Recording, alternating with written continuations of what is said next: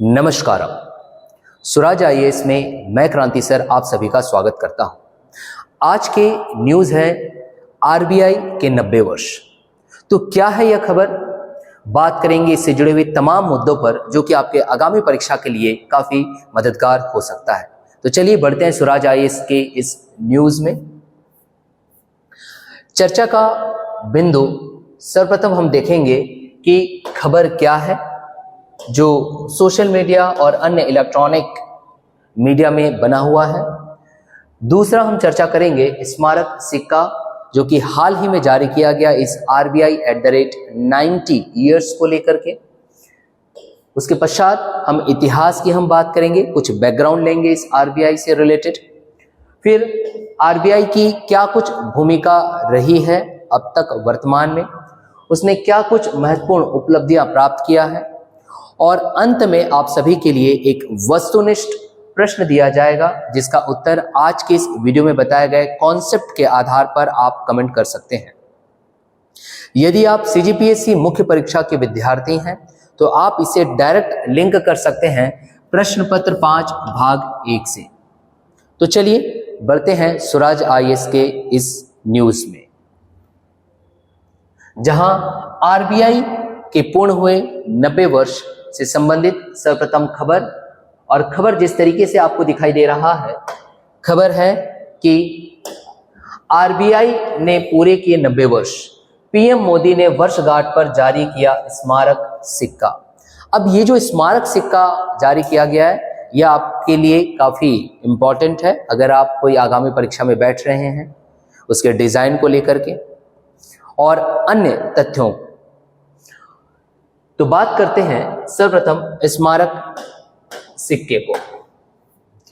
स्मारक सिक्का जारी किया गया है वित्त मंत्रालय के द्वारा, और यह जो वित्त मंत्रालय के द्वारा सिक्का जारी किया गया है उसका मूल्य 90 रुपए के तौर पर यह हमारे सामने दिखाई दे रहा है। बात करें इसके संरचना की या कंस्ट्रक्शन की तो इसे चांदी से बनाया गया है 99.99% चांदी की शुद्धता के साथ।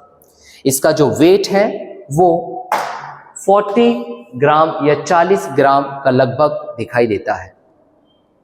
इसी स्मारक सिक्के से संबंधित अन्य तथ्य,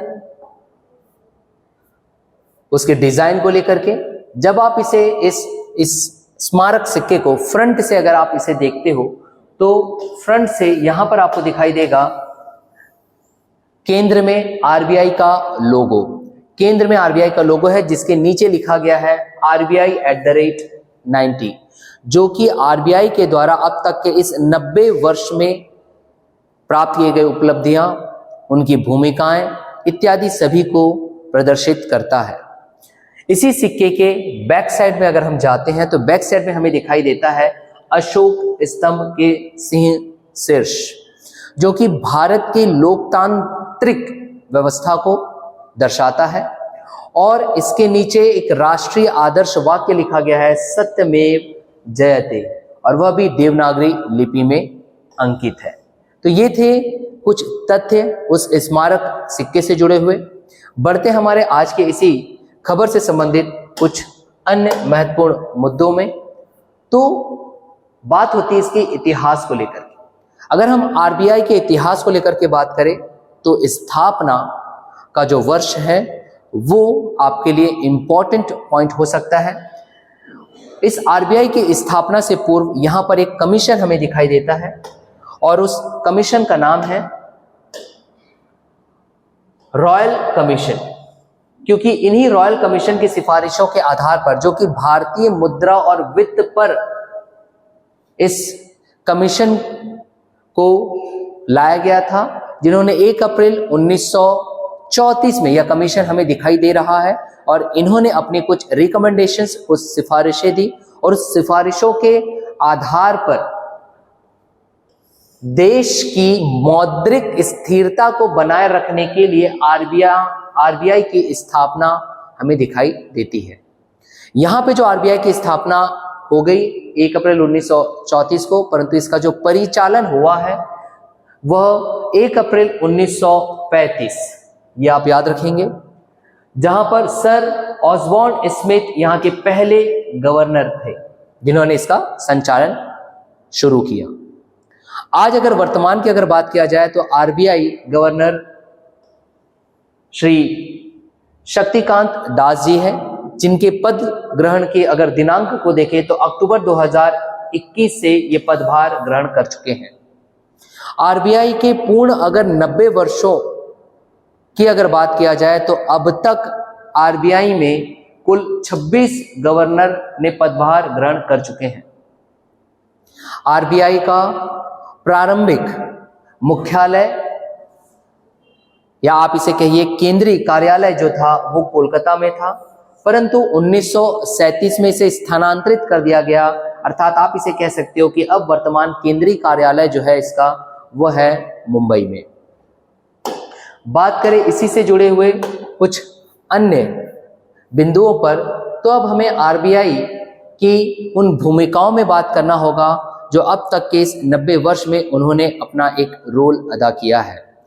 भूमिका में सर्वप्रथम जब देखा गया तो शुरुआत में आरबीआई को मुद्रा जारी करने, बैंकिंग सेवाओं और कृषि ऋण से संबंधित कार्य हमें यहाँ दिखाई देता था, परंतु आरबीआई के जो कार्य क्षेत्र है उसका विस्तार किया गया और आज वर्तमान में उनकी कार्य जो भूमिका में दिखाई दे रही है वो है मौद्रिक प्रबंधन को लेकर के, वित्तीय प्रणाली का विनियमन और पर्यवेक्षण, तृतीय में विदेशी मुद्रा का प्रबंधन, चतुर्थ आपको दिखाई देता है कि भुगतान और निपटान प्रणालियों का विनियमन और पर्यवेक्षण, और इसके पश्चात विकासात्मक भूमिकाएं भी इस आरबीआई की रही है। तो ये है आरबीआई के कार्य क्षेत्र का जो विस्तार किया गया, जिसमें कि आपने इसकी भूमिका को जाना। बढ़ते हैं इसी आरबीआई के @90 वर्ष से संबंधित कुछ महत्वपूर्ण उपलब्धियों को। उपलब्धियों में पहला बिंदु जो आता है वो है इस आरबीआई के बैलेंस शीट को लेकर के। साथ ही साथ बैलेंस शीट को आरबीआई ने इस तरीके से मेंटेन किया कि आरबीआई ने देश के लिए एक तरलता प्रोवाइड किया है। कैसे क्या है इस पर हम देखते हैं कि आरबीआई की जो बैलेंस शीट है वर्तमान में अगर हम 31 मार्च 2023 तक की अगर हम बात करें तो 63 लाख करोड़ रुपए हमें यहाँ पे दिखाई देता है, जो कि आरबीआई के सकल घरेलू उत्पाद के लगभग 9%, जिसे अगर आप अमेरिकी डॉलर की अगर बात करें तो 227 बिलियन यूएस डॉलर यहां पर दिखाई दे रहा है, जो कि तरलता सहायता प्रदान करने में सक्षम बना दिया है भारत देश को। इसी उपलब्धियों में विदेशी मुद्रा भंडार भी एक महत्वपूर्ण बिंदु है, जहां पर भारत का विदेशी मुद्रा भंडार आज वर्तमान में 642 बिलियन अमेरिकी डॉलर है।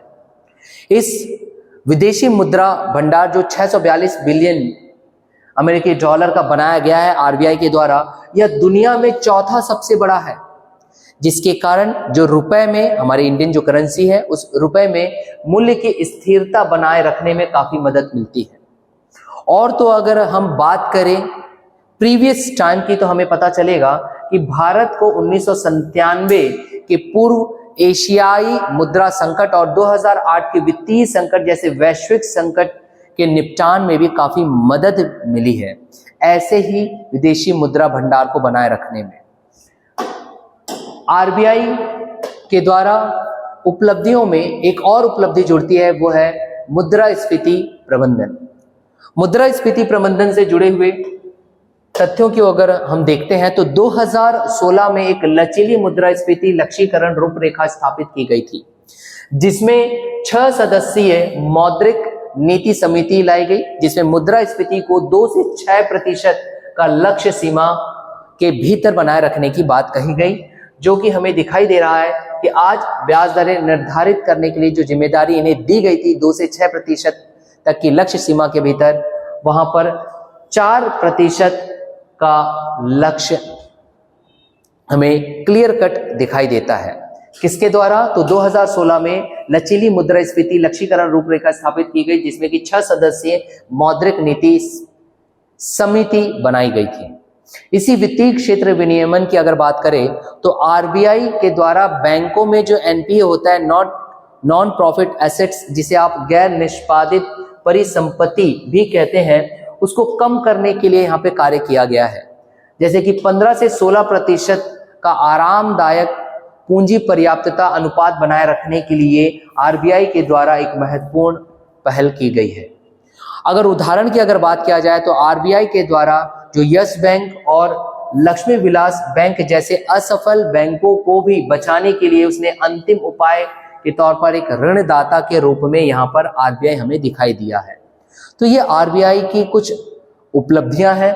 इन्हीं उपलब्धियों के क्षेत्र में अगर हम आगे बढ़ते हैं तो हमें एक और इम्पॉर्टेंट इसकी उपलब्धि हमें दिखाई देती है, वो है डिजिटल भुगतान को बढ़ावा देना।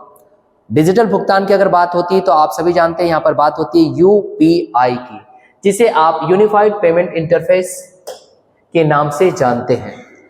यह इसलिए इंपॉर्टेंट है क्योंकि इससे जो त्वरित तौर पर खाता से खाता हस्तांतरण किया जाता है, ये एक प्रकार का सिस्टम प्रणाली आपको दिखाई दे रहा है। और वर्तमान में प्रति माह की अगर बात किया जाए तो लगभग 12 अरब का लेन देन यहां पर दिखाई दे रहा है।